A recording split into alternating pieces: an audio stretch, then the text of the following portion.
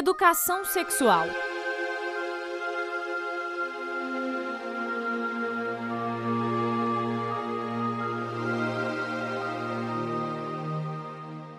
Falava de sexo dentro de casa? Não. Eu acho que foi a criação, né? Depende da criação, entendeu? E minha mãe nunca falou, nunca também, assim, procurei saber, entendeu?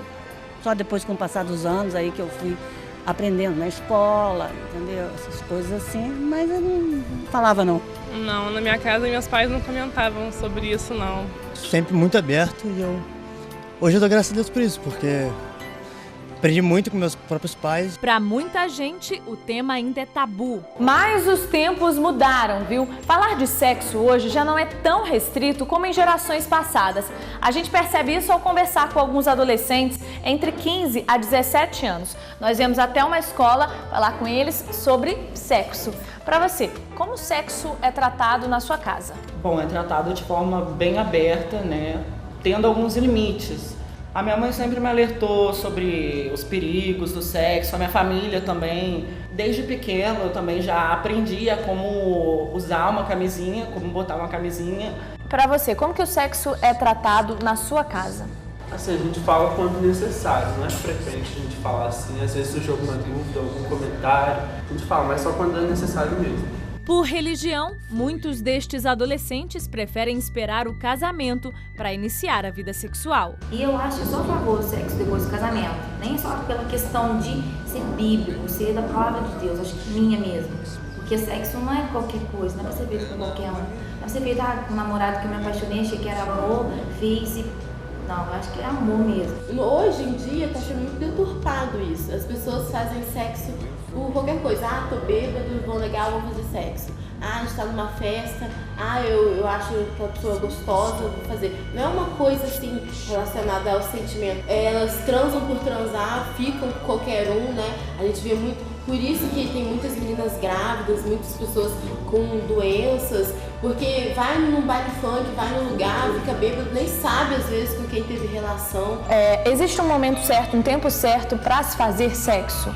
Eu acho que no tempo que a pessoa estiver madura para um relacionamento dela, independente de já estar casado, independente da religião da pessoa, eu acho que quando o relacionamento estiver pronto, estável, que não seja só por prazer, eu acho que vale a pena.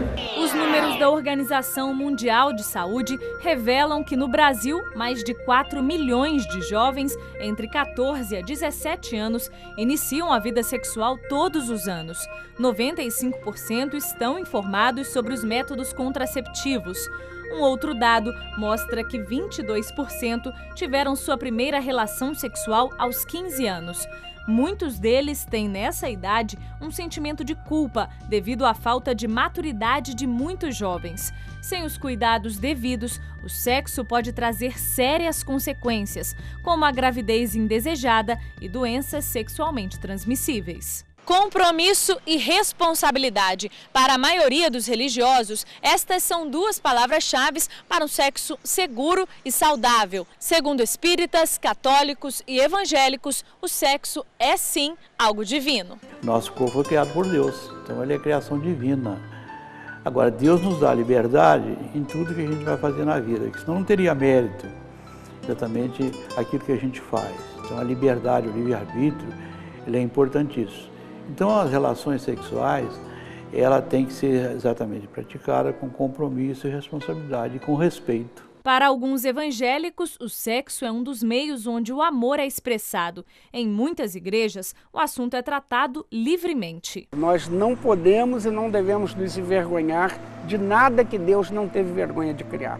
E sexo é uma ideia de Deus e não nossa. Se Deus não teve vergonha de criar, por que teríamos nós vergonha de falar sobre ele? Os católicos também acreditam no sexo como algo criado por Deus. A sexualidade nos é dado por Deus, né? E nisso também somos semelhantes a Deus. Deus também criou, gerou, né? E o ser humano também pode gerar, né?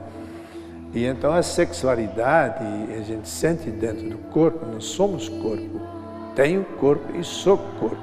Eu me expresso pelo meu corpo de muitas maneiras. E a igreja, ela ensina a partir de Jesus Cristo, que é a nossa maior norma, o evangelho que ele nos deixou.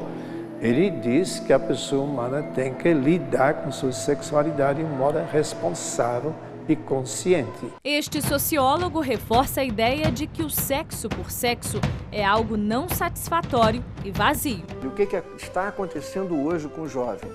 Que com a multiplicidade de parceiros e a relação sexual sem estar devidamente acompanhada pelo afeto, ela é o fazer por fazer.